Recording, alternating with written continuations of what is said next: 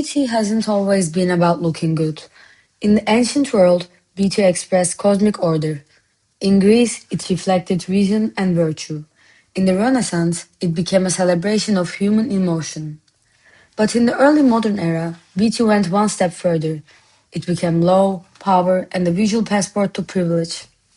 Today, we expand our original question by asking, how did this next artistic era, the early modern period, continue transforming beauty by itself?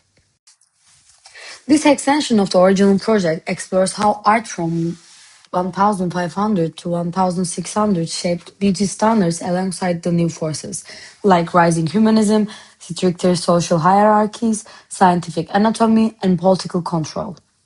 While Egypt valued divine order, Greece valued rational harmony, and the Renaissance valued natural emotion. And the early modern world created beauty systems that told society who belonged where. We argue that early modern art transformed beauty into a tool of power and social discipline. Beauty was no longer just symbolic or human centered, it was now regulated through fashion, color, anatomy, and representation.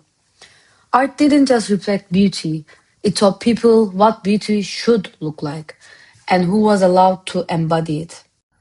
The early modern era inherited Renaissance humanism, but added new layers of meaning. Soft curves, pale skin, calm expressions, they weren't just aesthetic preferences, they were symbols of education, morality, and aristocratic lifestyle. Just like Greek arete connected the soul and the body, early modern beauty suggested that a virtuous person must look a certain way. A high forehead meant intelligence. Extremely pale skin meant noble status. Women plucked their hairlines, powdered their faces with lead, and avoided the sun like it was their enemy. Looking beautiful meant looking wealthy, pure, and controlled. Beauty became a quiet language, understood instantly by everyone. To maintain this porcelain-like beauty, women used white lead powder, vinegar, crushed pearls, and mercury-based mixtures. These products literally burned the skin, yet women continued using them because beauty offered access to a higher social world. Just like in Egypt, Greece, and the Renaissance, beauty represented perfection, but achieving it always required a sacrifice. Here is where early modern beauty becomes truly fascinating. It was regulated by law. Sumptuary laws dictated what you could wear. Only nobles could wear silk. Only upper classes could wear gold jewelry. Only specific ranks could use fur. And in some cities, wearing too much lace was literally a crime. Beauty became a structured social system, a visual map of the hierarchy. Let's talk about the purple, the most dangerous color in Europe. Purple dye came from thousands of crushed sea snails, so rare that it was worth more than gold. Only nobility could wear it. A merchant wearing purple could be fined. A servant wearing it could be punished.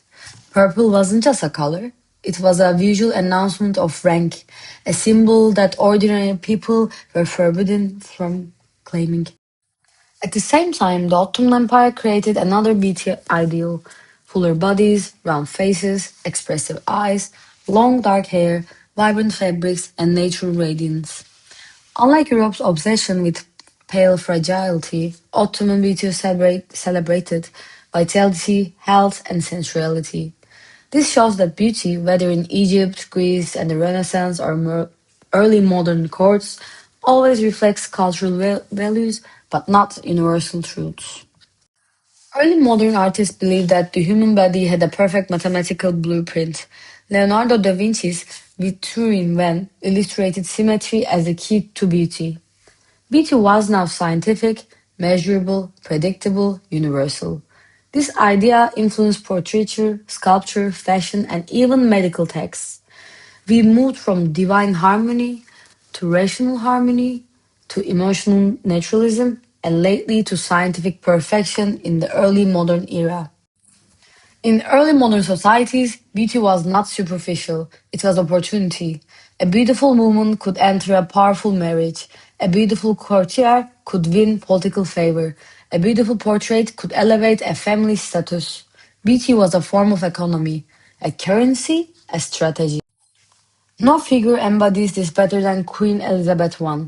Her face was powdered white with lead, her hair blazing red, her dresses monumental. Her image was carefully engineered to portray her as eternal, pure, almost divine. Beauty became propaganda, a political tool to shape loyalty and fear.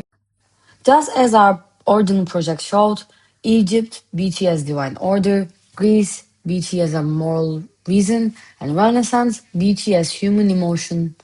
The early modern era adds a final layer, beauty as power.